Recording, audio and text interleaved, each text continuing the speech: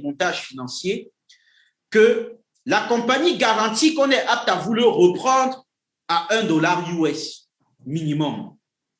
USDT, pardon, USDT. Il faut être très précis parce qu'il y a une différence. USDT. Quoi qu'il en soit, quoi qu'il se passe sur le marché, nous sommes aptes à vous le prendre à au moins $1 USDT.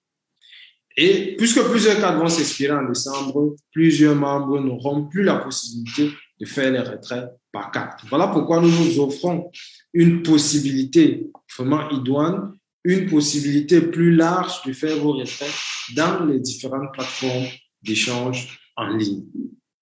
Et voilà pourquoi nous, à notre niveau, nous allons travailler très dur pour lister le LimoCoin dans le plus de marchés possible, pour vous donner plus de possibilités dans le but de retirer votre argent dans les différentes plateformes d'échange.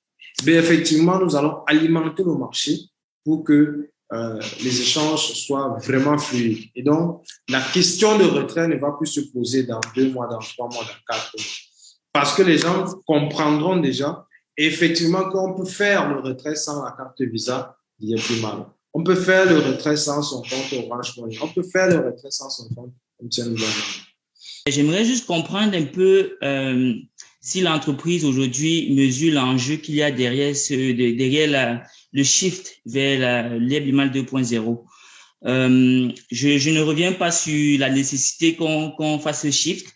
Je suis moi-même très émerveillé depuis l'annonce de ce changement-là. Je comprends un peu la problématique qui va être résolue derrière ce changement-là.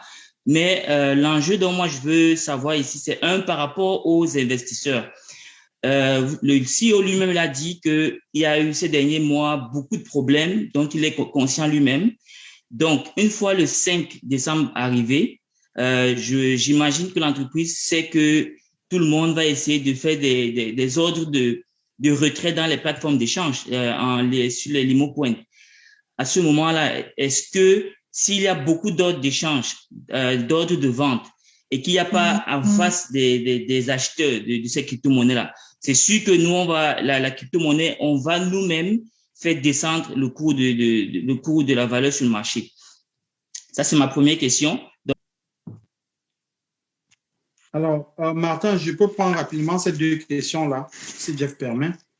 La première question dont Steve a posé, c'est OK, au niveau de la liquidité. So the question of Steve was around liquidity. When we send the LimoCoins to the exchanges, liquidity is provided by JIT. Every time that they list the LimoCoin in any exchanges, they provide liquidity. So even if we have a lot of orders coming, a lot of supply, the demand is going to be done by JIT. So JIT is going to sit behind the scene, providing liquidity so that we can exchange our LimoCoin easily. Une seule question se pose en fait. Moi, à mon niveau, je n'ai pas peur de la crypto-monnaie et nous aussi, nous sommes prêts à apprendre. Nous voulons vraiment apprendre cette monnaie économique, n'est-ce pas? Cette monnaie numérique, je dirais. Maintenant, nous savons tous que le crypto-actif, il va monter, il va descendre.